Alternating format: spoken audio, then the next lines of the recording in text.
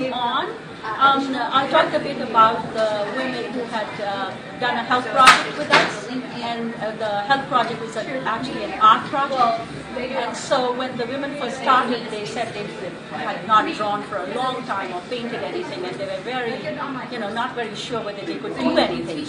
And then we found this painter who works, Paul Hogan, his name is, who works in Sri Lanka with builds peace gardens there, and he also works with the tsunami survivors. And he was here for the summer, and basically he offered to work with us on his idea of mystery painting, which actually it's a very sort of interesting approach for people who really haven't done art. Tell us about the approach. Yeah, so the approach is that essentially it's a very meditative and spiritual kind of approach. He starts off by asking them to think about their lives and what has happened, and based on what they're thinking is to translate those thoughts on paper through lines. So they put down some basic lines, okay?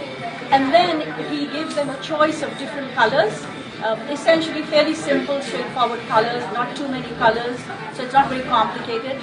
And he asks them to first he gets them to define the lines, and then fill those lines with the colors. Now you were saying they do it with their eyes closed? Yeah, well, when they first start, in terms of imagining, what their lives are and what they want to do, they start with this whole process of closing their eyes and kind of then going into drawing the lines. Wow. And then, of course, he assists them in terms of next steps and stuff. And the end result is what you see on the walls. And they're just beautiful. I mean, they're just amazing. In fact, we were so surprised ourselves that it turned out to be like that. They really are beautiful.